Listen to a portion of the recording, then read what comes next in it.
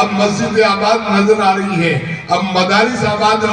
نظر آ رہے ہیں۔ الحمدللہ یہاں کے لوگ اب دین کی باتوں پر عمل کر رہے ہیں، شادی ہو، کمی ہو، کوئی موقع ہو، الحمدللہ سنت رسول کے مطابق یہ آہستہ آہستہ کام ہو رہے ہیں۔ ان علماء کی برکت، ان دینی اداروں کی برکت، ان عالموں کی خدمت، ان مبلغین کی خدمت، تو یہ اللہ کی بہت بڑی رحمت ہے ہمارے لیے، اللہ کی بہت بڑی نعمت ہے کہ ایک عالم جس بستی میں ہوتا ہے، ایک عالم جس بستی میں پہنچ جاتا ہے، الحمدللہ لوگوں کی دینی قیادت کرتا ہے، لوگوں کے اندر دین کا ذوق و شوق پیدا کرتا ہے، حلال و حرام کے درمیان تمیز پیدا کرنے کا لوگوں کو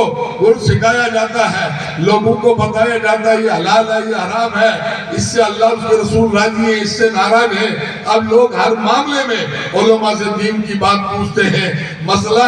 پوچھتے ہیں، یہ اللہ کا کرم ہے، ورنہ ایک جاہل بیمار ہو اور جہاں علماء نہ ہو تو ایک مثل اندھے کے ہے، جہاں بھی جائے کنویں میں گر جائے، کھڈے میں گر جائے، کوئی بچانے والا نہیں ہے۔ لیکن الحمدللہ آپ کی قوم کے جب سے عالم پیدا ہوئے ہیں اور یہ عالم اللہ کرے اور پیدا ہوتے رہیں تو انشاءاللہ زندگی کی ہر موڑ پر یہ آپ کی قیادت کریں گے، ہر موڑ پر آپ کو ملیں گے۔ علماء کی دنیا میں بھی ضرورت ہے اور کل آخرت میں بھی ان کی ضرورت رہے گی، اس لیے کہ اللہ نے جو انہیں دولت دی ہے، علم کی دولت، جو علم کا اللہ نے انہیں خزانہ دیا ہے، جو ان کے پاس علم کی روشنی ہے، اسی روشنی میں خود بھی چلنا چاہتے ہیں اور وہ دوسروں کو بھی چلانا چاہتے ہیں۔ جس طرح اندھیری رات میں کوئی مسافر اندھیرے میں بھٹک جاتا ہے لیکن اس کے پاس روشنی ہو تو منزل تک پہنچ جاتا ہے، اسی طرح علماء ہمارے لیے مینارہ نور الحمدللہ ثابت ہو رہے ہیں۔ تو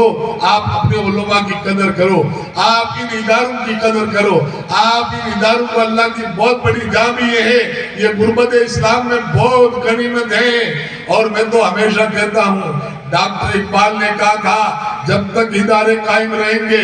جب تک قال اللہ قال رسول کی صدائیں بلند ہوتی رہیں گی، جب تک قرآن کی تعلیم ہوتی رہے گی، جب تک قرآن کی